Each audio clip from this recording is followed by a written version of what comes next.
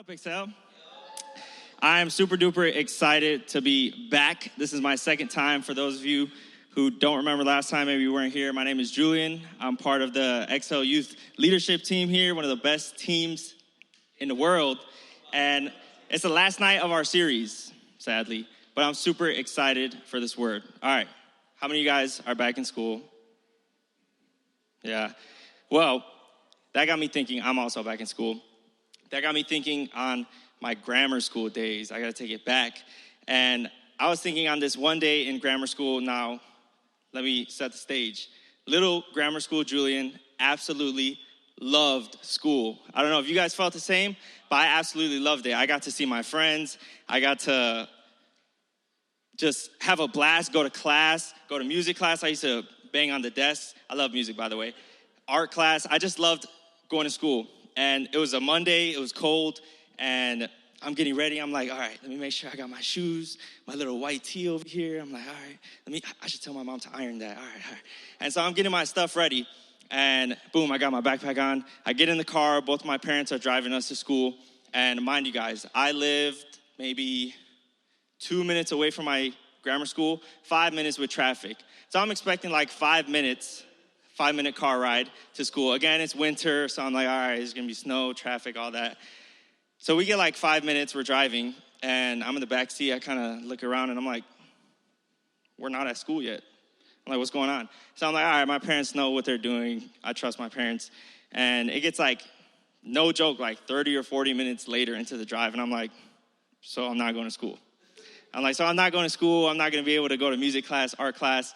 And I got bummed out, and I could have thrown a fit. I could have been mad. I could have been upset. I was going to see these people, my friends, but I kept my cool, and I was like, all right, I left it at that. And my parents eventually pulled into this parking lot, and so that's where I'm like, my eyes kind of go. I'm looking out the windows like, yo, where are we? And so we pull into a parking spot, and both of my parents kind of, from the front seat, they look back, and they're like, do you guys know where we are? And I was like, not at school. I was like, bro, we're not at school. And they were like, no, like, you guys aren't going to school today. You're going to Great Wolf Lodge, which is a hotel indoor water park. And they were like, and they were like, we already packed your stuff. It's in the trunk. Like, we're so excited. And I was like, at this point, I was like, they made me get up early. They made me get ready for school, but I'm not going to school. I'm going to a water park. I was like, man, forget school, man. I was like, I ain't even trying to worry about school right now. I was talking to my brothers like, we're going to do this at the arcade. We're going to play this. I'm going to go down this slide. I was like super excited. And again, I could have thrown a tantrum in the car. I could have been like, no, I want to go to school. I want to go to school. I want to go to art class. I want to see my friends. And if they would have taken me to school, I would have missed out on the blessing of a water park. How many of you guys agree that a water park is better than school? No matter if you love school or not. It's just better. It's common sense. And again, I could have thrown a fit, and I would have missed out on the blessing. But my parents had something bigger and better for me in store.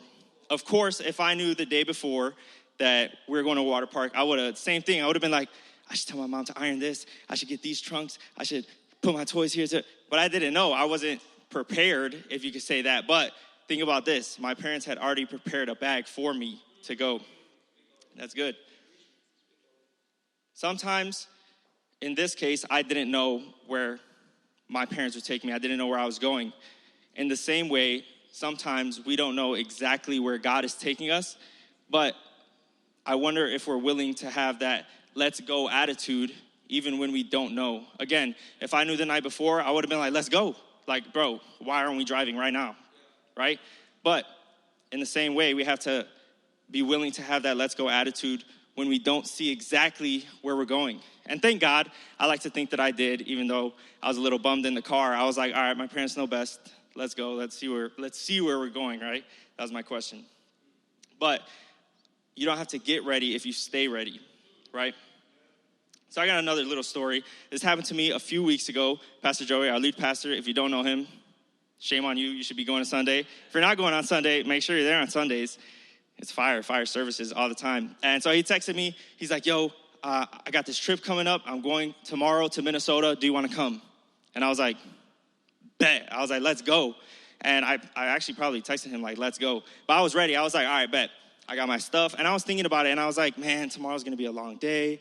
I got school. I got to come back. I got to make sure I have everything ready. I got a 6-hour drive to Minnesota or Pastor Joey. Like, it's just going to be a long day. But I was like, you know what? It's going to be a blessing. And because I had that let's go attitude, I was blessed with a free trip to Minnesota. I got to meet cool people, try cool food. I got to chill in this cool, like, Minnesota barbershop. It was just dope. It was a dope experience. But because I said, let's go, because I was ready, I got the call and I answered. In the same way, the Bible talks about God's call and what we do to answer. But don't just take my word on it. Let's see what the Bible says. So, when Jesus started his ministry, he hand-selected 12 guys to be a part of his group, 12 disciples to be his crew, you know what I mean, his dream team. And when we think of these 12 guys, we think of, like, top-tier manly men, right? We think of mature, capable men. But I was doing some research, and how many of you guys knew that most of the disciples, I believe 11 out of the 12 were teenagers? That's fire. I read that, and I had to contact Pastor Joey, like, yo, is this true? Is this accurate? And he was like, yeah, it's true. So I was like, all right, I got to put it in there. But how many of you guys knew that? No, right? I didn't either. And I thought that was fire because Jesus chose to use people your age for something so grand. But let me not get ahead of myself.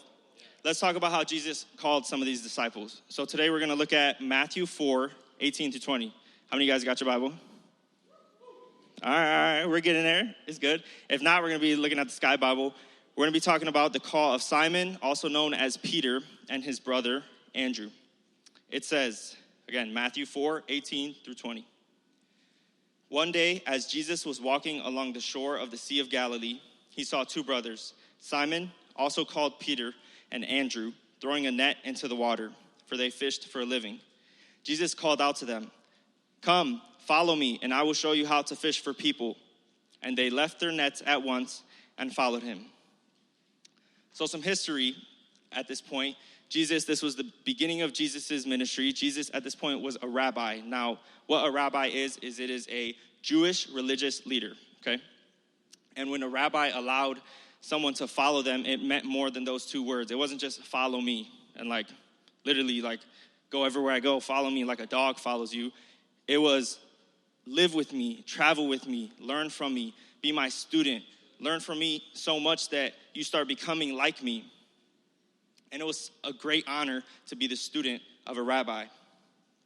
Now, Matthew isn't done telling us about how Jesus called the disciples. We're going to be looking at the next verse, so Matthew 4, 21 through 22, when Jesus called another set of brothers who were also fishermen, James and John.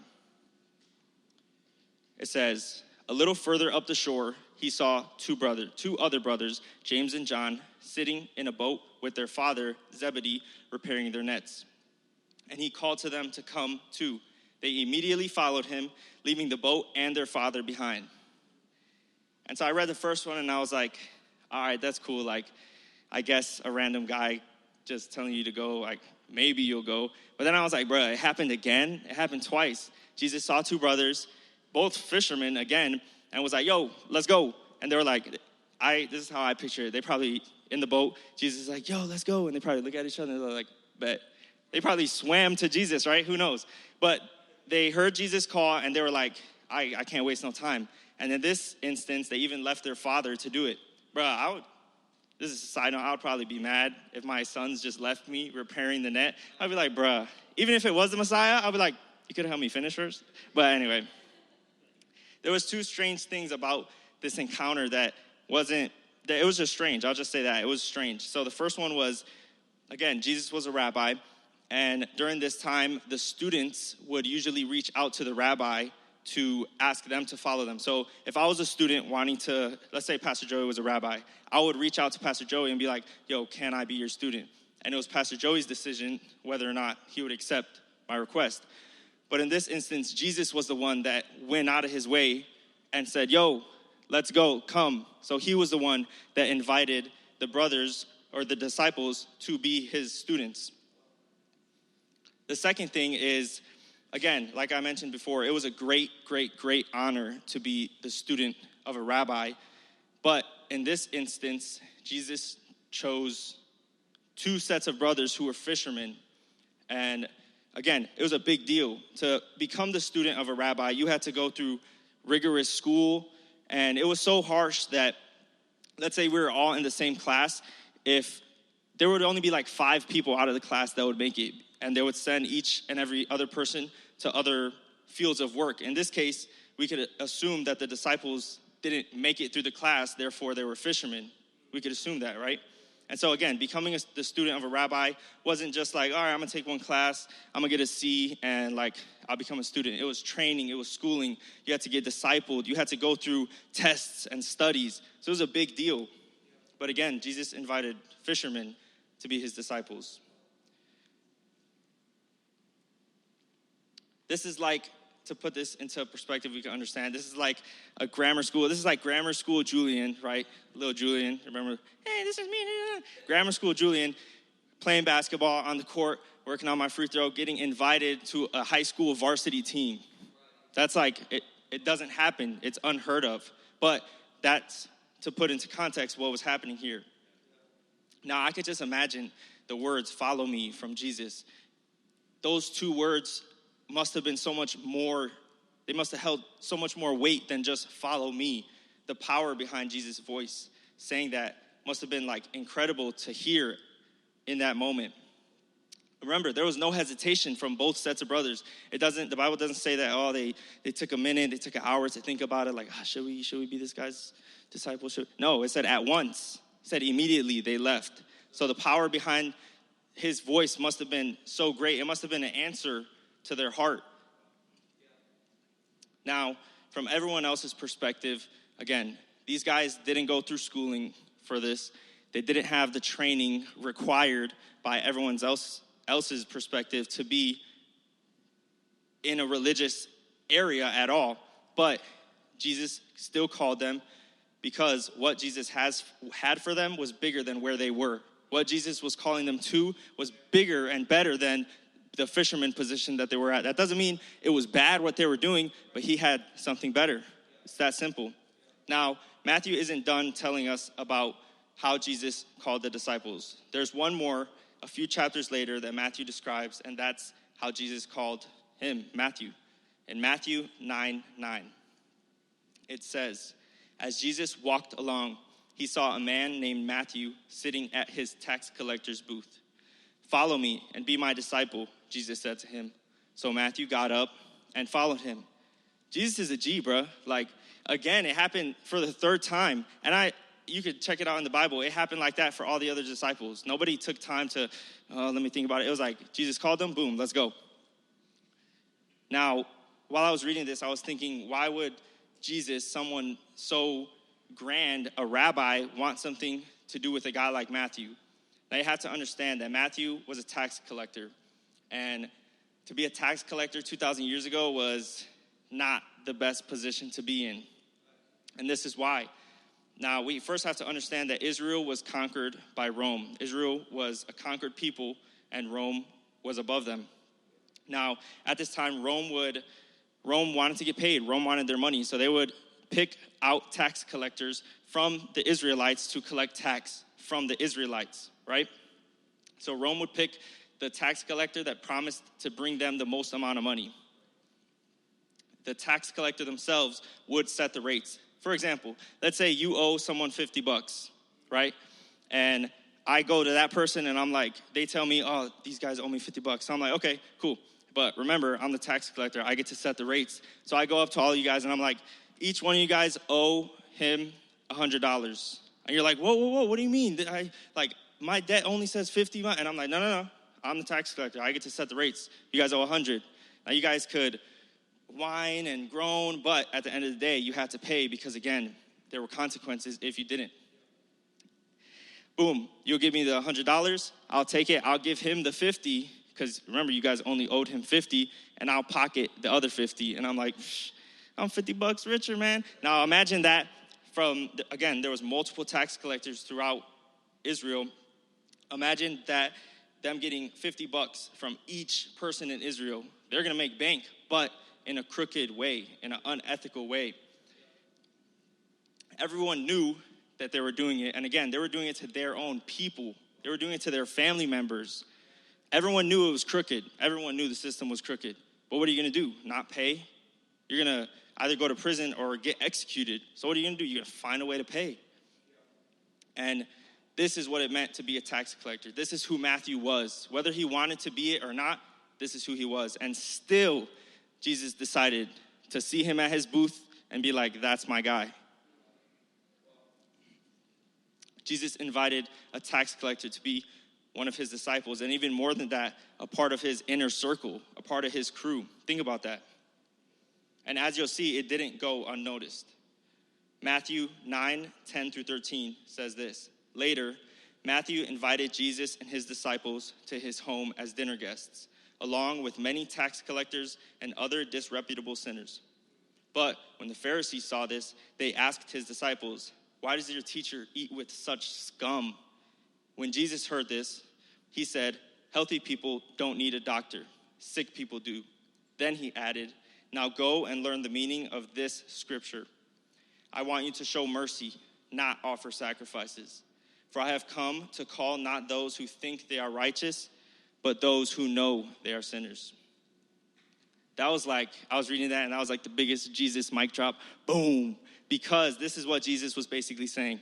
I have no interest in coming for the people that think they're perfect. You think you're perfect? You think you're perfect? Why do you need me then? No, I didn't come for the perfect people. I came for the people who knew they're not perfect, who knew they were sinners, and who knew that they needed me.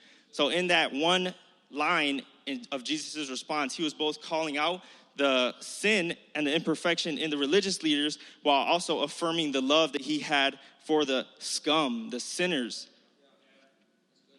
But again, why? Why was he showing the love? Because those scum, those sinners needed Jesus, and he knew that, and they knew that in their heart. Now, this is a point I want to make that I will come back to, but I need you guys to listen. Matthew, the tax collector's first act as a follower of Christ was to make sure that other people heard Jesus. Remember, he was called in verse 9, Matthew 9:9, and in Matthew 9:10-13, later, Matthew invited Jesus and the disciples to his home as dinner guests, along with other tax collectors and disreputable sinners. The first thing that he did was to invite others to hear Jesus. Now remember that. That's going to be important. You guys following? You guys good? Okay. Now let's put ourselves in the shoes of Matthew for a second. Matthew had security in his position with the Romans. Even though Israel was conquered, he was working for the Romans, so that gave him security. He had financial security. He was probably balling, taking the money from all of Israel. He had wealth, he had power, he had authority. But as soon as Jesus called him, something clicked, and he realized this doesn't mean anything. This isn't where I'm supposed to be. Because again, he realized that what Jesus was calling him to was better than where he was. It was better than his wealth. Jesus' call was better than his money, his power, his authority, and he recognized that. I wonder what Jesus is calling you from. I wonder what Jesus is calling you to. And have you realized what the disciples realized? That what Jesus is calling us to, can you guys finish it? Is better than what Jesus is calling us from. Okay, you guys are getting it. So what does it mean? You guys might be like, oh, this guy's just rambling. What does it mean? Well, if you're taking notes, the first point I want you guys to write down is this. You don't have to be impressive to be called. Let's look at Taylor Swift, right? Taylor Swift was, you got the picture? That was Taylor Swift young. Think about that. She was just this little blonde girl with a guitar, knew how to sing, and no eyebrows, bro. No eyebrows. Who would have thought, listen, who would have thought that that girl would become the Taylor Swift, right? Taylor Swift is huge. She's this icon. She's a role model for young girls. She's like her, right? Who would have thought, looking at her, that she would have became the Taylor Swift, right? That doesn't look super impressive, but again, she became the Taylor Swift. Now, David, in the story of David and Goliath, David was this little shepherd's boy who hung out with sheep all day. He was the youngest of the brothers, skinny, scrawny. He probably smelled hanging out with sheep. And still, that was the person that God was like, that's who I want to use to kill Goliath. And not only that, become the future king of Israel. Skinny David over here, that's who I want to use. That's how God sees us. He doesn't see us for like, oh, this guy's all put together. Because again, you don't have to be impressive to be called. In the same way of these stories as Taylor Swift and David, the disciples were not impressive dudes. They didn't have it all put together. They didn't, think about this, they did not go through religious training. So to the world's eyes, Jesus might have looked like a fool recruiting fishermen to perform miracles and for religious training, because again, they didn't have that background. But you don't have to be impressive to be called. Now, some of you may think, man, like, I'm not all that impressive. Like, I'm pretty skinny. I feel weak. I feel insecure about things. But I want to take a look at what the Bible says about being weak. This is how Paul describes it in 2 Corinthians 12:9. He said, "My grace is all you need. My power works best in weakness. So now I am glad to boast about my weakness so that the power of Christ can work through me." When we realize and truly internalize that sometimes we're not so impressive and sometimes we are weak, and it's good to notice that, because when we realize that, that's when God is able to pick up what we can't carry. That's when God is able to make a way through our weakness and our imperfections. The second thing I want you guys to write down that I want to point out is number 2. Jesus' call is irrefutable. Now, I want to do something with you guys. Put yourself in 3rd grade you or 2nd grade you. Imagine yourself small. Imagine you're in the sala or the living room. You're watching something on the TV. And in the corner of your ear, you hear something. You hear some bells. And you're like a dog and a squirrel. You hear something. What is it? Does anybody know? The ice cream truck, man. You hear the ice cream truck rolling up down the block. And you're like, that used to get me up. I'll be like, used to run to my mom, my dad, my uncle, my auntie, whoever's in the house. Oh, why are you trying to jack me for some money right now, bro? I'm like, yo, you're wasting time. It's about to leave. And they're like, what are you talking about? I'm like, I don't got time to explain. I need $2. And so they give me $2. I'll run. I'll be waving the truck down like, yo. I got $2, showing him the money. He pulls to the side. I give him the money. I get the ice cream. Now what are you? The happiest kid on the block, man. You got your ice cream. When you got your ice cream, when you just got it, you got that walk. You're like, yeah, I was the first one to get my ice cream. You go back to the house, right? It's good. The ice cream, I feel bad for the people that are lactose intolerant because you can't enjoy it. But there's other alternatives. So what about frozen yogurt, stuff like that? There's stuff, right? There's stuff. But it's good. Ice cream is good. When you have the ice cream, it satisfies you. And what happens when you walk into your house and you're the only one who heard the ice cream truck? You walk in with your ice cream and your siblings are like, watching you walk past like, yo, where'd you get that? And you're like, the ice cream truck. And you're just taking a lick. And what do they want? They want to go ask your parents, ask your auntie, whoever, to go get those $2 to get the ice cream. But all that to say that when they see you with something good, they want it too, right? In the same way, Jesus' call is the same way. Someone can see that Riley is called by Jesus, and they're like, yo, what does Riley have that I don't? Like, I want it. I desire it. The disciples knew the goodness of Jesus' call. Now, do you? Do you desire to know about it? Do you desire to have your friends know about it and to have the people around you know about it? Look at Matthew. Remember, I told you guys to remember that point. His first action as a Christian was to invite others to know Jesus, to hear the good news of Jesus. The call that Jesus has on your life isn't only attractive to you, but to those around you. I want us to look at this verse, Acts 4:13. This is how people viewed the disciples. The members of the council were amazed when they saw the boldness of Peter and John, for they could see that they were ordinary men with no special training in the scriptures. Again, they didn't go to school. They could see that. They could see that they weren't probably all put together. That's probably what that meant. But listen to what it says. It says, they also recognized them as men who had been with Jesus. People can notice when you spend time with God or not. People see it whether you think it or not. They saw that they were just regular people. Nothing special about them, no special trainings. They didn't go to school for this, but they recognized that they had been with Jesus. Do those around you know that you spend time with Jesus? Can they see it on you without even moving? The way you talk, the way you act, the way you present yourself. Can those around you see it? Do they know that you spend time with God? Now, my third idea that I want to make sure you guys don't miss is point number 3. What God has for us is better than what we have. Now, I also want to say this to this point. Better doesn't always mean better for us. It means better for God. And you may be thinking like, okay, you're talking, I hear you, but like, what do you mean it doesn't mean better for me? Like, what's the point of it? What's the point in trusting in God if my situation doesn't change? What's the point if I still look in the mirror and I don't like what I see? What's the point if I'm still insecure about my outfit, or if people don't like me, if I feel like a tax collector and people don't even want to associate with me? What do I do? What's the point? Well, we have to understand that God's plan on our life is far greater than the plan that we can set for ourselves. Look what the Bible says, Isaiah 55, 8-9. For my thoughts are not your thoughts, neither are my ways your ways, declares the Lord.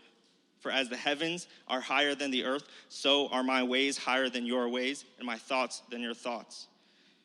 God knows better than us. He knows. Jeremiah 29:11. For I know the plans I have for you, declares the Lord. Plans to prosper you and not to harm you. Plans to give you hope and a future. Again, his plan isn't just all for him. It's for our benefit and for his glory. Worship team, if you guys could come up. When each of the disciples were called, he was calling them to something much, much, much greater than where they were, right? So how can we live this out? How do we do this? From everything that we've learned in this series, Let's Go, from the past few weeks, how do we apply it? What do we do now? All of this, I want to say this, and I need you guys to hear it. Everything that we talked about in this whole series means nothing if you don't first have a relationship with Jesus. It means nothing. And to some of you, that's okay with you, and I pray that God softens your heart, because it really means nothing if you do not have a relationship with Jesus. We have to remember that the call to Jesus, we think of it as like this big call, like he's calling me to speak to thousands, or like put an image in your mind, and that could be part of his plan. But first, his call is to him. Jesus is inviting us to him. Think about it. Jesus was on the shore looking at the disciples. He calls out, yo, come, follow me. Follow me. Not, hey, come and I'll let you start speaking and I'll give you these. No, come, follow me. The call of God is to himself first.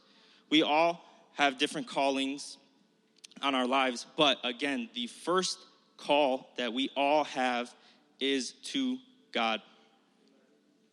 He calls us into a relationship with himself.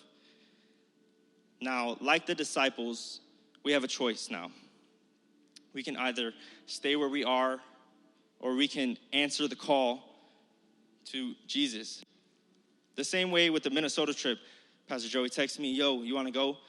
I think, honestly, I was just kind of laid back sitting. I could have easily been like, man, tomorrow's going to be a busy day. If I do that, nah, I'm good.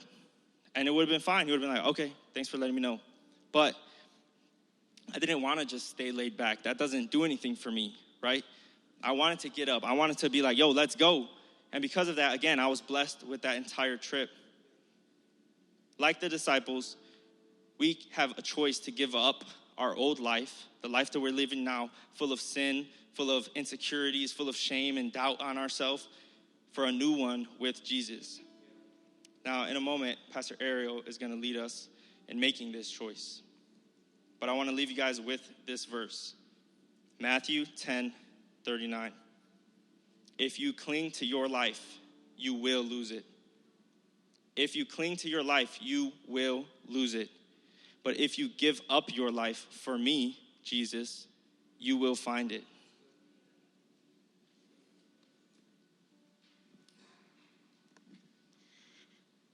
Like Julian said a moment ago, that before we can say let's go to anything we've been talking about in this series, anything that God's asking us to do, he calls us to himself first. To relationship. Just what Julian was saying a moment ago. So I don't think we could go on in this moment without making sure that every person in this room has that opportunity to enter into a relationship with Jesus. So can I have everyone close their eyes? We're closing our eyes so that way no one's looking around. Nobody's looking at you. Do you have relationship with Jesus? Do you have a walk with him that you get to spend time with him and talk to him every single day, and he has good things for you? He loves you. He's crazy about you. He wants to bless you and tell you things that only Jesus wants to tell you.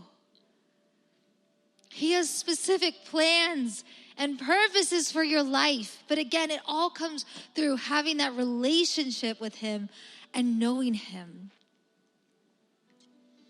And we can have relationship with him because of what Jesus did on the cross for us.